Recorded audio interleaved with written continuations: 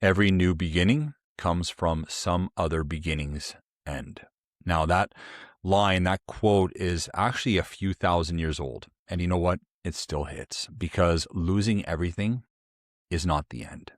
It is a reset for most of us who desperately needed it. So we're going to kind of reframe when we're having to restart from the beginning, right? Losing everything can feel like it's the worst thing that's ever happened, or it can be the start of every right thing that you do going forward.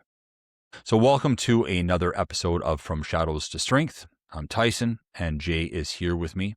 So today we're talking about when life falls apart. So it could be the job, the relationship, the freedom.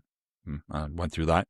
The identity that you thought you had, all of it gone. Now, in that moment, for a lot of people, I think it feels like the end, like the world as you know it is over. But it might just be a chance for you to have a fresh start, something that you desperately need. And I'm not talking in theory. I've lived this. Jay, you've lived a version of this. And if you're listening right now, there's a chance that you have lived it too, to some varying degree. So I'm going to go to the night that everything changed for me. So the night I was arrested, that was the night I lost everything. It was actually also the start of every right thing that I've done ever since. So when you lose your freedom, I need people to understand this, you lose more than the ability of just opening and closing your door when you want, right? Come and go as you please, so to speak. You lose who you thought you were. I mean, even when you're arrested or even just given a number. So that kind of becomes a part of your identity, your inmate number, your relationships, your routine, your friends, the version of yourself that the world was used to seeing and that you were used to presenting. Your identity, all of it, it disappears in a snap of your fingers. And what you're left with is actually just kind of the truth. Just you. That's what I was left with. There was no distractions. There was no exits. There was no running, not physically anyways. No one to perform for. It was just the raw, kind of honest version of what I'd actually done and what was left. So for a lot of men, this is going to be terrifying because the truth is that they've been running from themselves for years. And when everything falls apart, there's nowhere left to go. There's nowhere left to run. But here's what no one's going to tell you about that moment. When you stop running, you actually have a chance to get a clear view of things. Not the version of you that everyone's expecting. The real one. The one that was always there underneath all the noise, the distraction, and the lies and the justifications you've been telling yourself for years. So Jay, you spent years in the military. That was your identity. When you left, you kind of lost a part of that. You've lost your best friend, your brother. Walk us through what those two big changes in your life felt like. Yeah, man.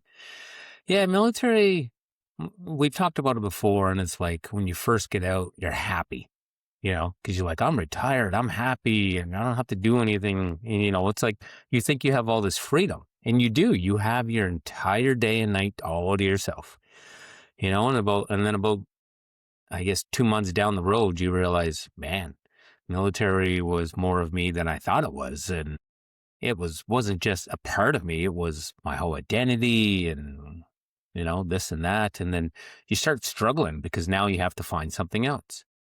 And so what did I do? I trained like I was still in, I ran like I was still had my PT tests I had to pass all the time and stuff like that. And for the longest time, I couldn't break that habit. I couldn't get out of it, because that was me. That's what felt comfortable to me. As much as I hated it, it's one of those things like you hate being in it. Every military guy says that. And then when you retired 2 months later, you're like, oh, I actually kind of miss that. That's weird. You're kind of programmed and conditioned to do it, right? It just becomes a part of you. Whether you want to run or not, you run. Yeah. So I had to really get out of that cycle, had to find who I was now. I had to internally look inside and be like, okay, well, that part of your life is over, you can either dwell on it, you could be lazy, or you could venture off into something else, and that's what you need to decide real quick, because you can get fat and lazy sitting on that couch pretty fast if you don't find a new identity. And then, like when I lost VJ, I mean, I've told several people this. When I lost my best friend, I was ready to check out, like, and not in a bad way. It's weird. It's like I wanted to leave this earth, but not in a bad way. I just wanted to go be with him, you know? Like I knew he was up there building a racetrack for us whenever I get up there. You know what I mean? And I figured he's got 2 motorcycles waiting for us with some gear, and we're going to go have fun. And I just kind of wanted to go join him right away. I didn't want to wait. I didn't want to have to wait another 30 years to see him. In my head, I was like, you know what? I'm happy to go up and meet him now. That's kind of how I thought at the time, because just from the miss, just from missing him, your best friend's not there anymore. Someone you talk to every day for 8 years, all of a sudden is gone. And I'm sure people with, been married for 30 years and they lose a spouse and all that sort of stuff, and you just want to go be with that person. And it's not that, it's not that you want to commit suicide. You can't see your life going on without them. Like, because they were such a big part of your life and your identity and who you were, So it's like a piece of you is gone or missing. Exactly. Yeah. And it's a major piece. It was like a major piece. Like VJ was part of my recovery. Like he was helping me recover. He was helping me get over the military, get over PTSD and stuff. So he was a integral part of me recovering. And then when I lost VJ, I didn't want to do it on my own. I was so scared to do it on my own. I didn't want to do it without him and having someone in my corner. So yeah, but all I can say is the hardest thing, like when you leave your job after so long, you are happy, but it will come back and haunt you.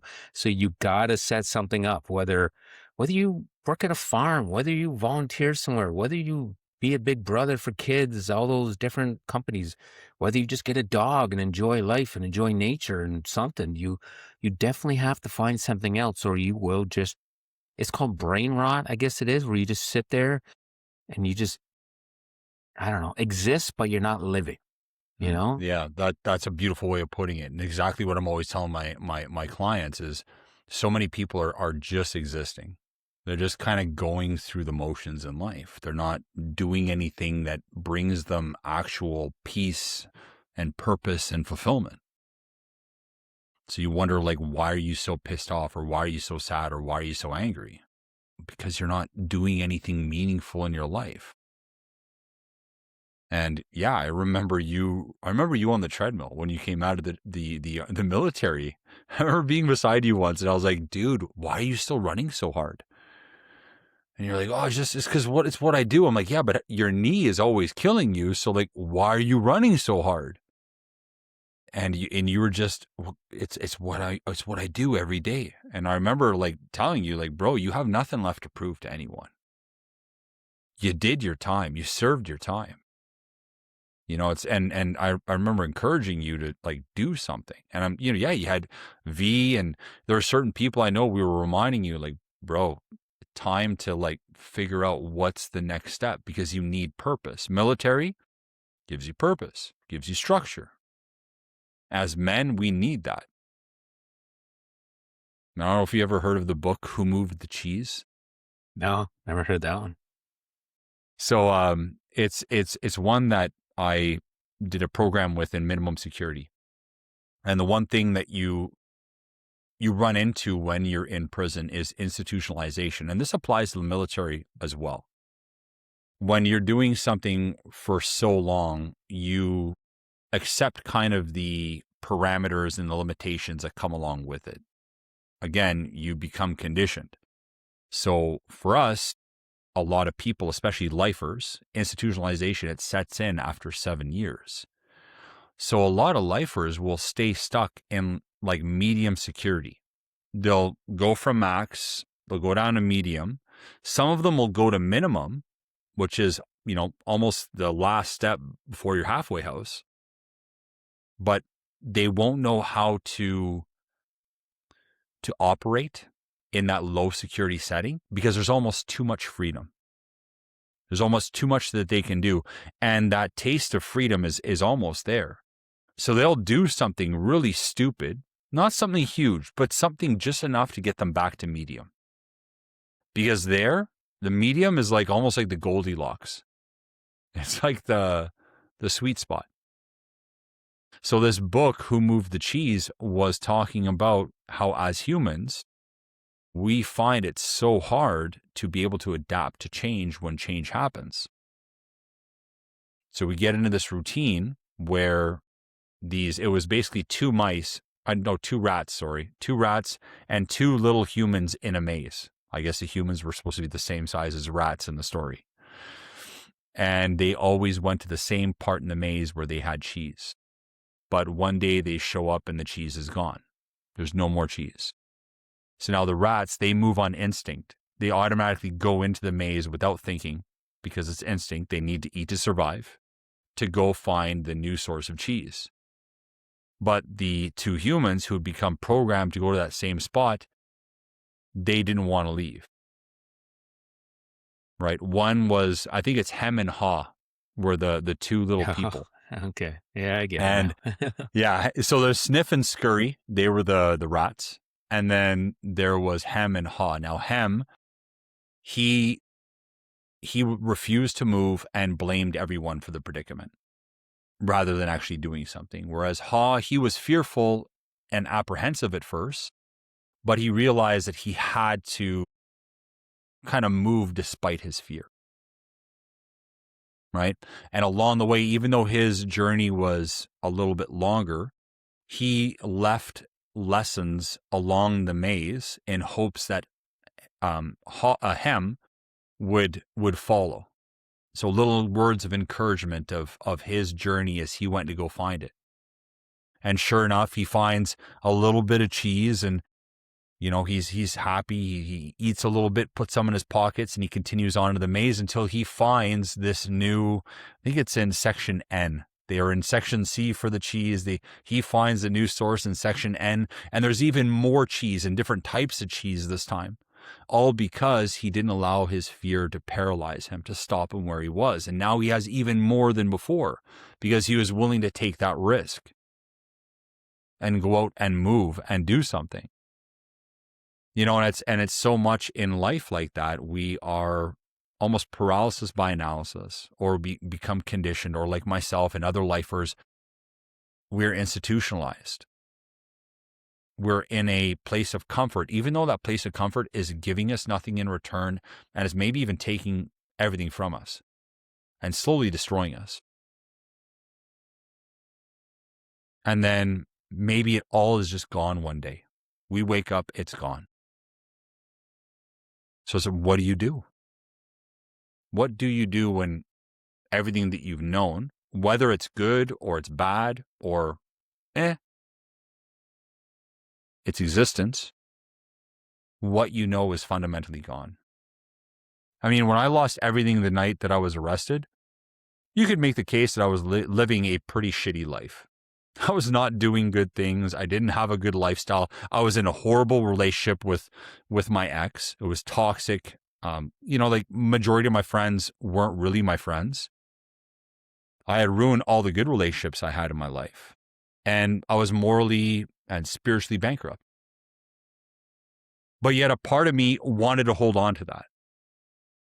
A part of me was so desperate and so fearful to lose that. Now, sitting here, we're talking 2008. So we're talking almost 20 years later, 18 years later. I look back at that and I'm like, thank God I got arrested. Thank God I got arrested and I lost everything.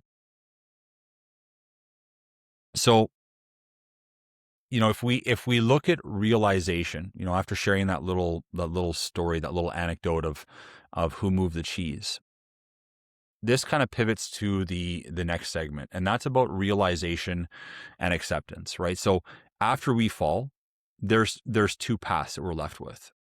You either sit in it, like Hem did, or you use it, like Haw did. Sometimes it takes a little bit of time. It doesn't happen overnight. We're not animals. We don't move on instinct. We move more on necessity. So when I got out, the realization it hit me. I mean, actually, I learned it even while I was inside, but I know, and I knew that I couldn't go back to the life that I had before.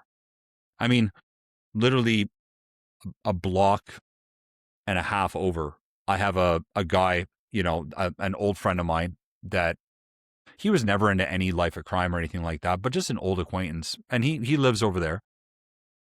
But life is different now. Goals are different.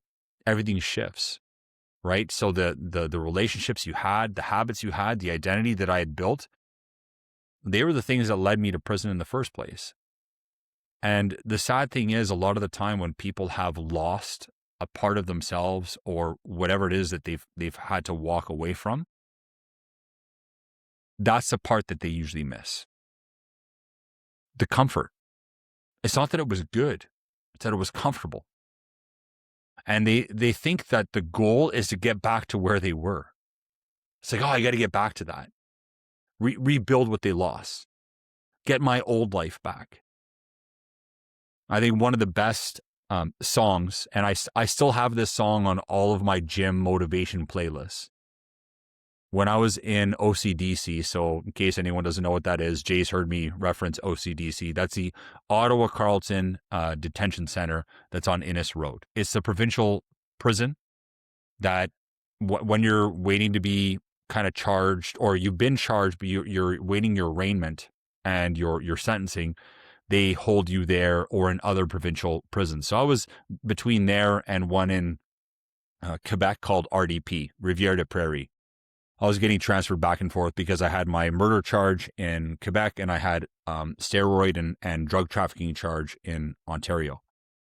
Now, in Ontario, there's one TV in the whole range, and it's always being, there's always much music. And this is back when much music used to play music. They'd always be blasting Rap City at, I think it was like 11 o'clock at night. So you want to get to sleep because you've got court the next morning and they're going to wake you up at like 5 o'clock, whether you had a good night's sleep or not. And they're going to bring you to court because my court was in Cornwall. That's where my drug trafficking charges were. I got stopped there driving and I had a vehicle full of steroids and other paraphernalia and whatever. So anyways, for a week, one of the songs that was in the top 5 for Rap City was Dead and Gone by the artist T.I.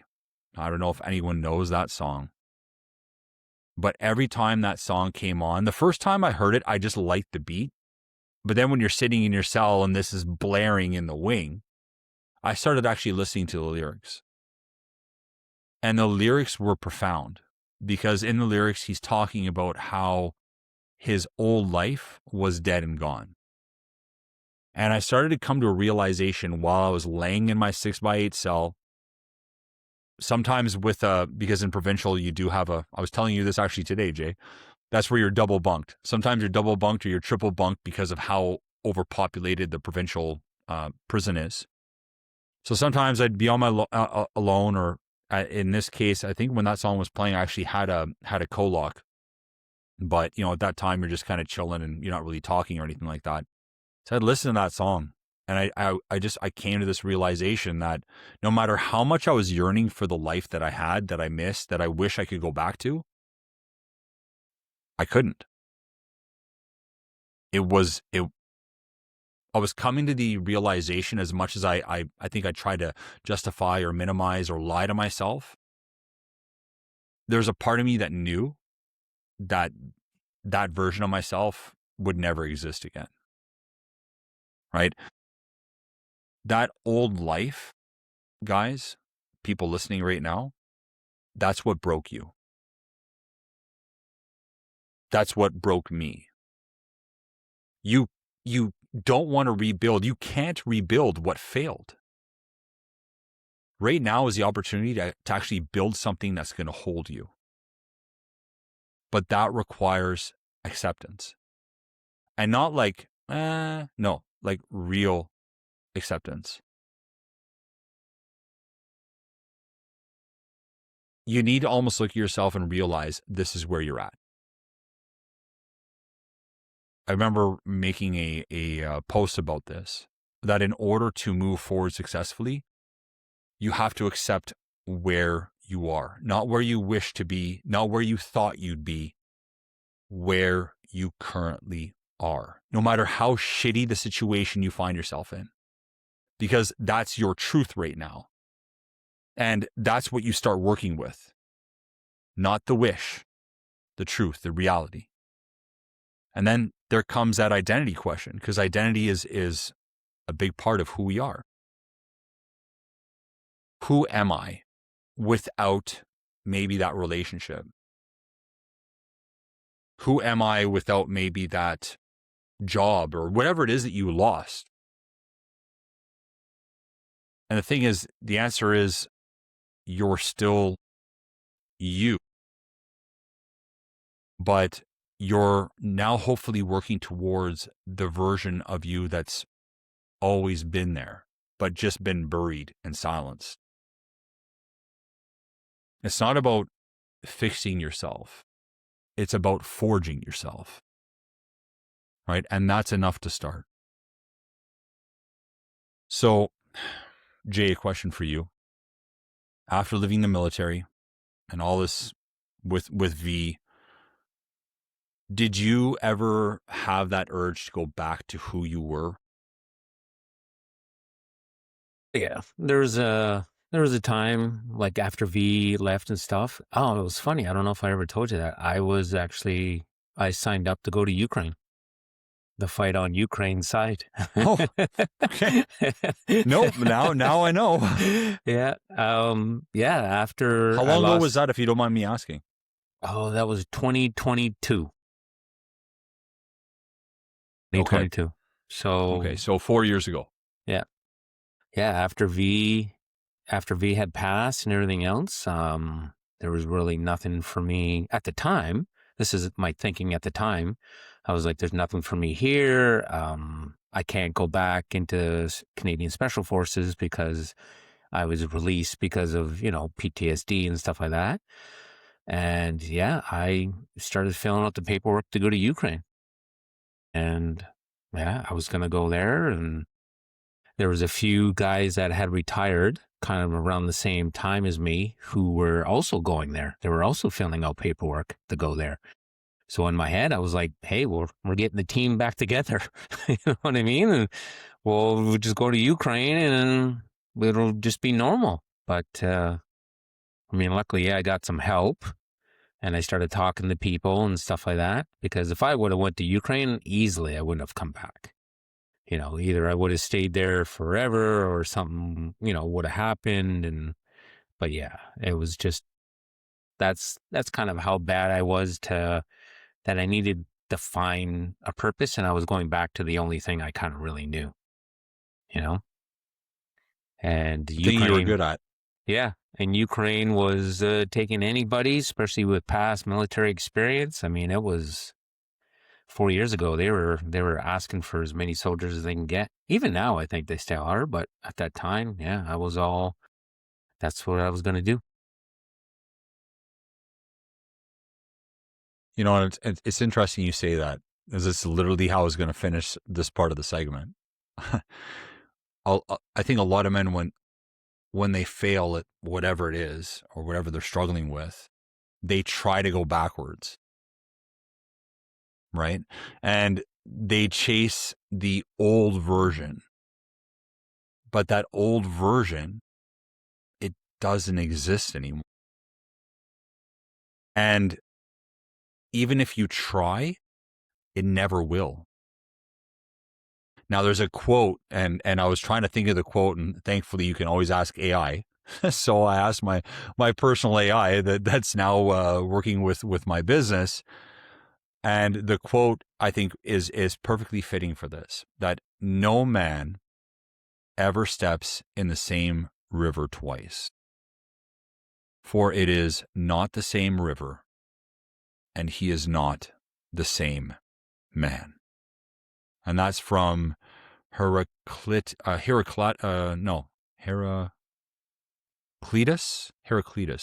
Greek philosopher. I wish they had easy names like John or Matthew, but Anyways, Heraclitus, I think it is, some along those lines. But it's such a good quote because it's very true. As time goes, we grow, things change. So you're never going to be that person. And even if you show up, let's say in that river is a different environment. Right? Rivers aren't still, they're always moving. So that doesn't work. I think that's too, like when I do run into people that I haven't seen in a really long time, since before my arrest, it's nice to be like, hey, you kind of touch base, you catch up a little bit in that moment. But then I realize I'm like, I got nothing in common with this person now. Yeah. Like I wish them well. There's a part of me that, might be someone even very close to me or that used to be very close to me, but it's just things are very different now. I'm married, or maybe they're married. They have kids. Life is just different. So you can't go back to that. Life moves on. So, a fresh start, and I think most guys can relate here, anyone who's been through this. It doesn't mean you forget what's happened. It means that you stop letting what happened decide what comes next. You stop letting the past control everything from the background. That's the key lesson here. That's the key takeaway. So in the next segment, I want to talk about building the system. So realization, as good and as profound as that is, like me realizing everything in my cell, it's not enough. Acceptance isn't even enough. Again, these are starting places. These are starting points. You realize, okay, I'm not where I want to be. Next, I accept where I currently am, not where I wish I was. Now we need a system. So because motivation, you'll get that in the beginning. You'll have motivation, you'll have some willpower to do something, but that disappears pretty quick. It's like fuel. It burns up real fast. But the system that is important for you to develop, that's what's going to hold you up on the days that you don't feel like showing up anymore. And that's why usually most people fail when it comes to really transforming themselves. They fail to develop a system that holds them in place when life gets chaotic, when things go off the rails a little bit, because that's life. Lifes. So in prison, I can't say I didn't have a choice. I did have a choice. But if I wanted my freedom, I didn't have a choice. The structure was given to me by my PO, my correctional plan. Here's what you need to do. So I had my wake up, lights on, count, meals, yard, lights again, lights off. Inside their structure. So while I was inside, I also helped build and refine my own system. That's why the first hour I protected vehemently when I was in my cell. Everything I did within the first hour was to carry me through the rest of the day, not knowing what was maybe not, I don't want to say a threat, but what was a threat maybe to my peace, not physically, but more to my mental peace. It was important. I read my Bible. I did books. I did studying. I trained. I reflected. I did gratitude. I wrote in my journal every day. That was a non-negotiable. And when I got out, that structure, so the wake up, the lights on, the count, the meals, all that stuff, like in the military for you, Jay, you had structure. You got up, you went for a run. Right? You had things you had to do from the beginning of the day to the end of the day. Well, when you get out of the military, all that structure disappears. And I remember this is one of the things you struggled with. Right? It's there 1 minute, gone the next. At first, it's like, free at last, free at last. It's like, don't have to do any of that crap. And it's the best thing in the world, Yeah. Oh, wow, that stuff sucked. And oh my God, I can't believe I did that shit. And that's when most people fail. That's where most guys end up going back to the wrong circles when they come out of prison because they don't have the structure that holds them in place. So they go back to what they knew, and that's why they end up back in prison. Not because they go back to a life of crime, but because they go back to the people that they associated with before. And the many will always change the few. So even if that guy wanted to get away from a life of crime, he didn't get away from that circle. He didn't get away from that friend, that group of friends, because they were still doing that stuff. So over time, nature's going to take its course. So for us, right, we leave the thing that was holding us together, whether that's prison or military or a marriage or a job. And they think that freedom, that means no structure. No, freedom without structure is chaos. Yeah.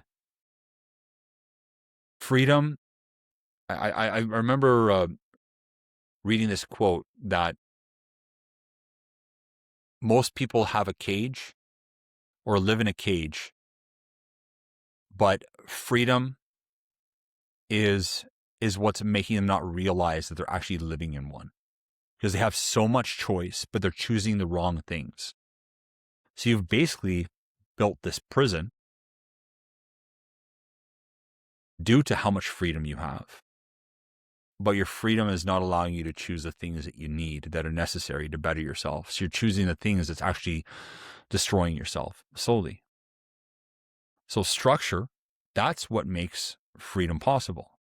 So again, freedom without structure, that's chaos. Structure is what makes freedom possible. So when everything falls apart, the first question is not, how do I feel better? Because that's usually what we want to do. Oh man, how do I feel better? No. The first question is, what am I going to do every single morning? Build from there. Don't overcomplicate it. Start with a small thing.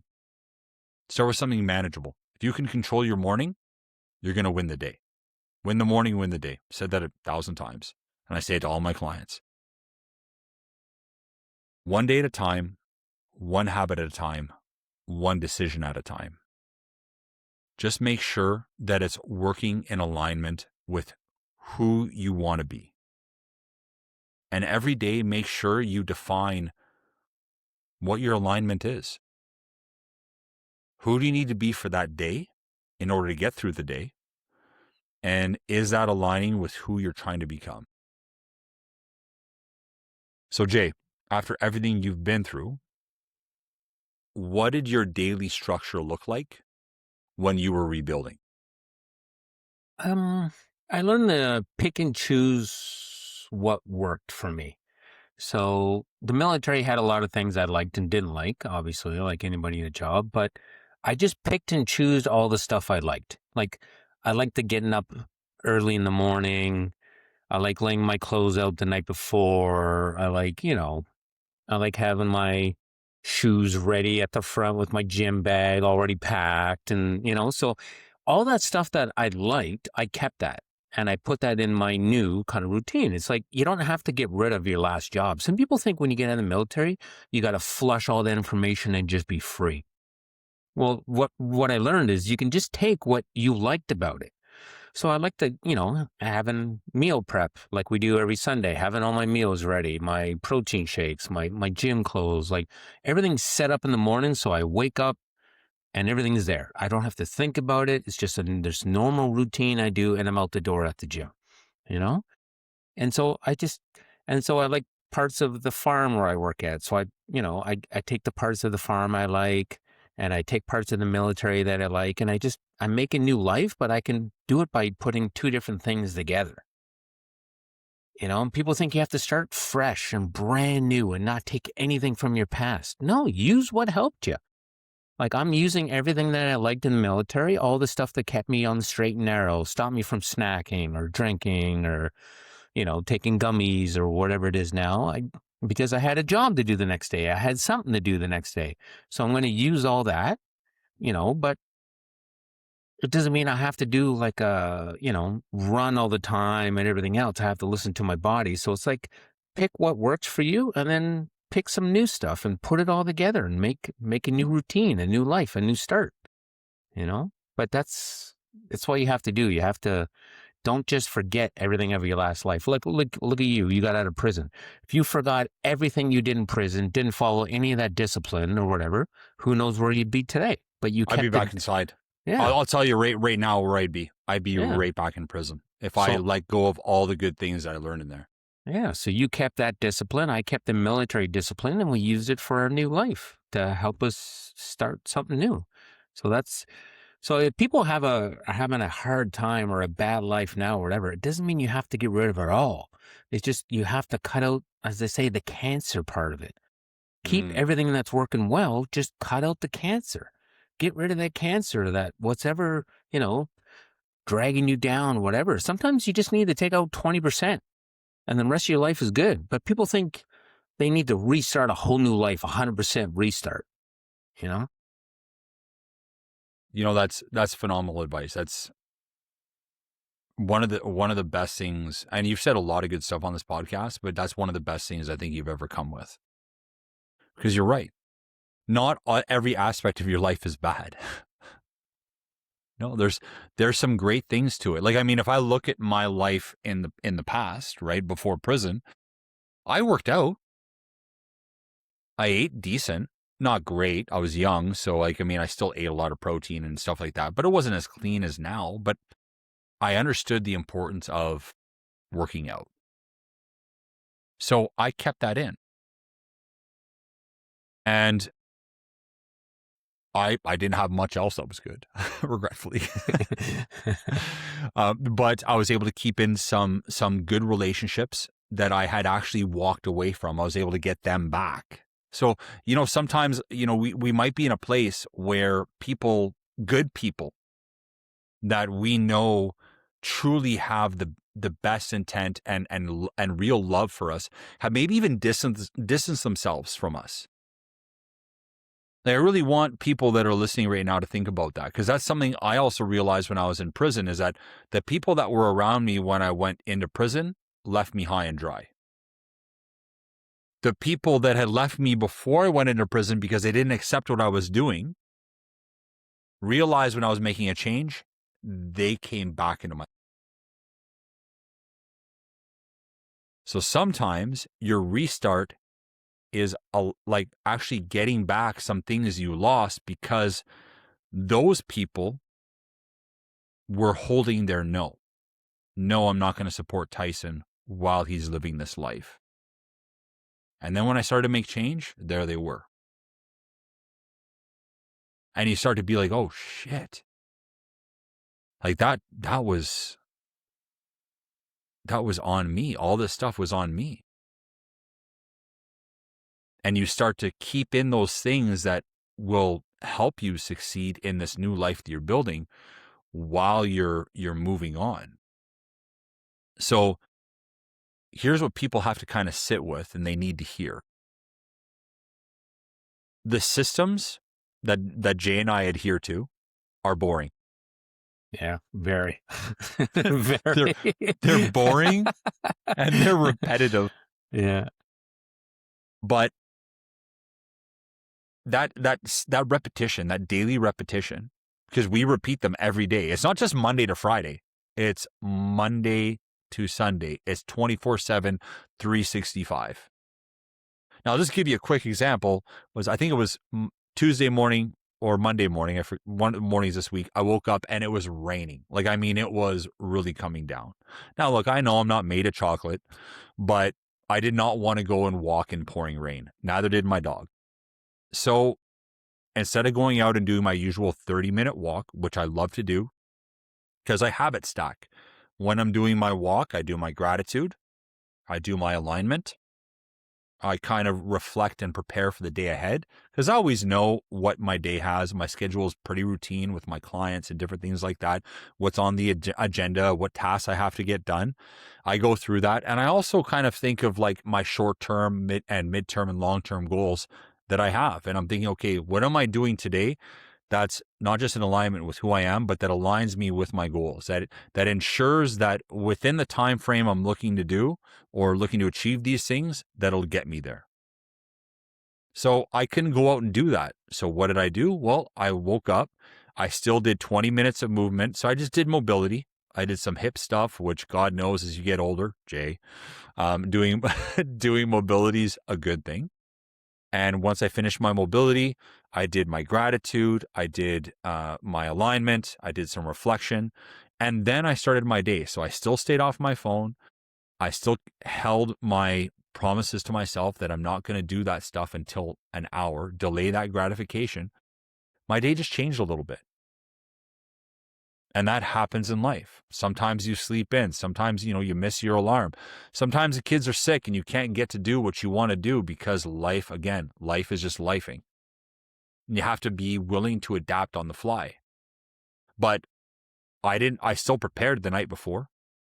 There's still a part of that routine that didn't change. And that ensured that day was still productive. As I did what needed to be done. I won that first hour. So guys, build a system, a very boring system, one that's easy to do, that's easy to repeat. Same thing you can do 7 days a week. Wake up early, move your body, quiet your mind, do the work, repeat. Boring is what's going to save you guys. Excitement, I think, is what got us in trouble in the first place. Right?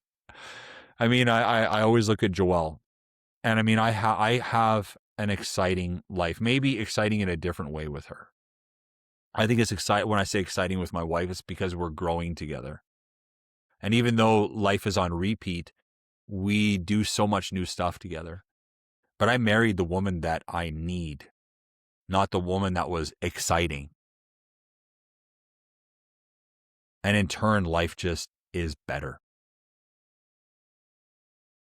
So guys, here's what I want you to do this week. Here is your assignment. If something in your life has fallen apart, or if you know something needs to change, I want you to write down 3 things, okay? 1, what am I holding on to that's already gone? 2, what would I build if I started fresh tomorrow? 3, what is one thing I can do every morning this week that the man I want to be would do? Ooh, That's a good it. one. Yeah. That's That last one I'm going to repeat like again. that Yeah, I love that last one. So again, last one just to drive that one, because I think this is the key one here. What is the one thing I can do every morning this week that the man I want to be would do? What would the best version of ourselves do? Would he squander the morning? Probably not. Would he be reactive, or would he be proactive? Think about that. Would he control his emotions, or would he let his emotions control him? Would he allow fear to stop him, or would he move in spite of his fear? So that's it, guys. 3 questions. Write them down. Don't type them. I'm telling you, like writing things, doing that in prison was a big game changer for me. Write them down. There is a difference. And that 3rd one, do it. Every morning for the next 7 days. See what happens. You have nothing to lose. So guys, share this one with the man who needs to hear it. Not everyone, just one. One guy you know. The one you're thinking about right now. So this is from Shadows of Strength. I'm Tyson with Jay. Jay, thank you. Yes. We'll see you guys next week.